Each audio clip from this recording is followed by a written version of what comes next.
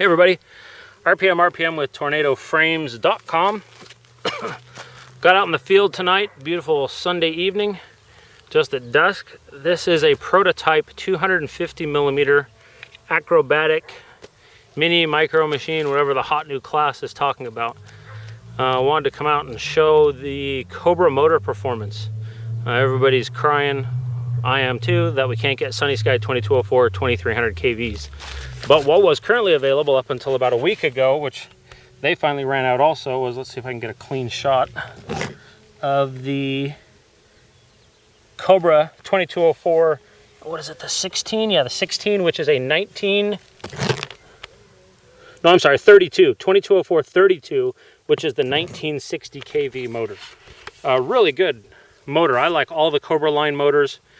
These are not the multi-rotor version. They still have the airplane tabs on the side of them. The multi-rotor versions will not have those. They do have the long prop adapters on. I've been bugging Cobra and Innovative Designs to provide us. You can see I'm running aftermarket prop nuts. That's because I have blown off the prop adapters. There is not a left-handed thread prop adapter available yet. We're leaning on Cobra pretty hard to make that available very quickly for us, especially with the coming release of the multi-rotor versions of the Cobra 2204, 1960, and 2300 kVs due here. Last I heard it was a week and a half, 2 weeks, something like that. So we should be pretty close. But those left-handed prop adapters are not being made available yet, so we're really leaning to make sure those are available. The rest of the setup, I'm running blue 12 amp ESCs, flash 2.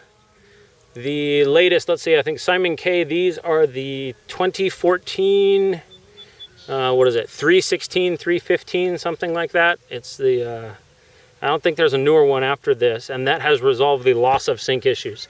This motor does have that, so you've either got to run an older, which was, I think, the 2013-5 Simon K version, or go all the way up to, I've been having good luck with this 2014-3 version. So this is a 250mm frame. I'm running 6-inch 4.5 props, the Cobra 2204 1960 motors, a flip 1.5 that has been lemonized with a lemon receiver soldered into the board.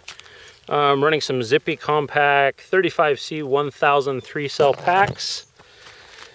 Notable on this frame is I've been working on an idle up for hot rod aerobatic type models like this.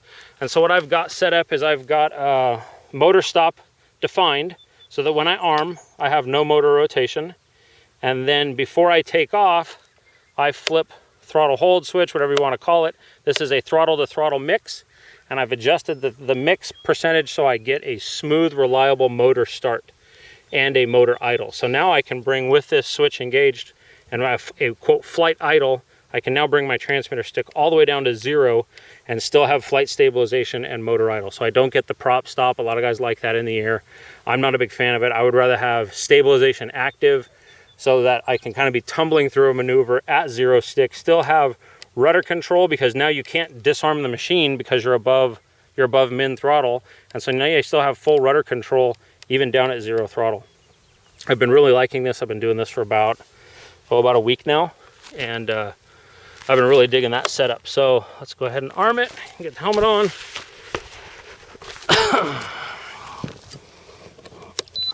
Transmitter on. Like I said, this is a prototype machine. Let the board initialize. I'll try and aim my head down here, and so here we go. I've got the blue light on the board, so the board is hot right now. I can add throttle. You can see it's come to life. Now I can go ahead and activate my flight idle switch, and then I come up to my motor idle, start my timer, off we go. So I'm really liking this. So let me go up real quick and demonstrate. So flight idle is engaged, and I'll go up and pull 0 throttle and flip the machine. So there's 0 throttle. And I maintain 1 prop spinning so that they don't have to resync and come back to life. And 2, the machine is just not falling. I still have roll, pitch, and yaw control even at 0 throttle. So I really, really like that setup so far. I've been running it, like I said, about a week, and I think it's my favorite. I'm actually gonna go back to all of my flip machines, all of my multi-weave machines, and enable that same type of mixing. I really like it with the flight idle. Now let me fly to my left so I don't get caught out in the sun. Just some basic warm-up here. I haven't flown probably in 3 or 4 days. And this machine is pretty quick.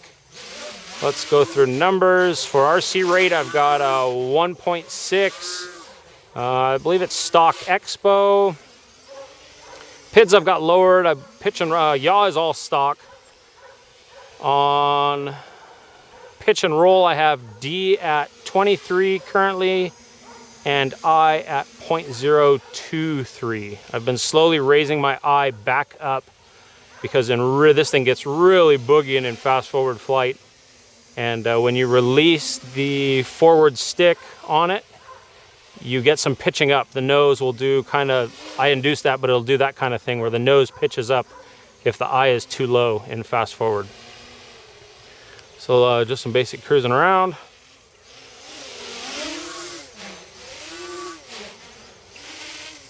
Let's see, last week I was working on these. I was calling them rainbows.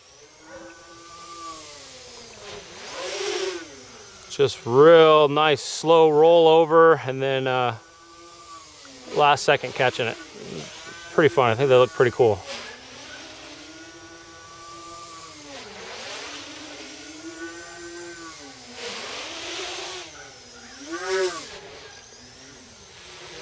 Kind of a limited space here, but let me try and show off some of its speed. I'll get out here a little bit and let it move out.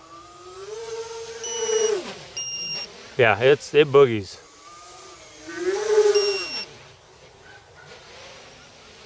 Small machine, I gotta try and remember to keep it in close for the camera.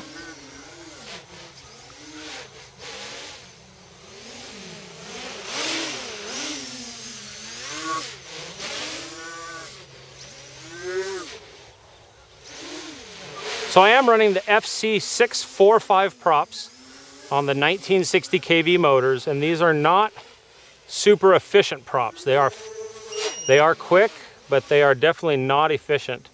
But I love their performance. I haven't tried the 545 FCs, which I really want to. I've got a set in the mail right now coming in from China, so I'm looking forward to those maybe next week.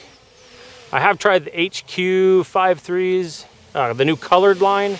Well, I like them for their initial reaction, their initial bite, better than Gemfan 5.3s. They just don't have the top end. They just kind of flatten out when you get to above about half throttle. I don't think the props are flattening out. I just think they hold their true 3 pitch. I read some rumors somewhere that Gemfans are actually a 3.5. And from what I feel in the air, I kind of believe that. The Gemfan 5.3s have definitely more vertical and forward speed. So yeah, it gets fast quick.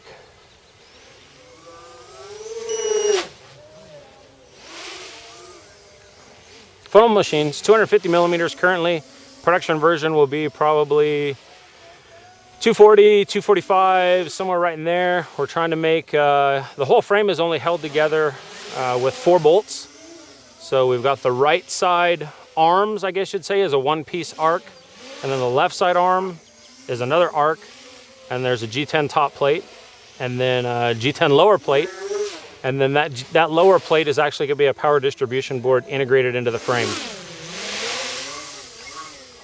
I wish I remembered all up weight, but I don't remember all up weight right off the top of my head right now while I'm flying.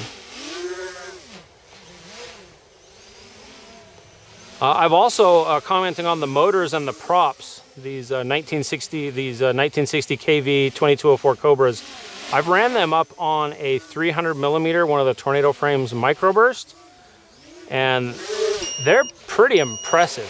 That was, I think, a 400 gram machine minus battery, and it handled it very well. So there's no wonder that this little machine has no problem. So currently working title for this machine is the 4-piece quad, because we're a right arm, left arm, top deck, and a bottom deck, 4 pieces.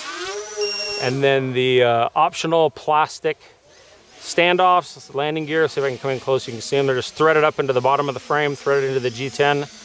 Just a little bit of battery crash protection landing set down on those. We want to make them something that's a usable item. I consider them like props. If you crash, you're going to bust them off just like a prop. So currently this whole flight I've been in that idle up, which allows me to come back clear to 0 throttle. I really enjoy that. That's been working really good for me. Let's see, flight timer currently, well, I ran my mouth a lot, but it's about 6 minutes right there. Let's get another couple fast runs in here.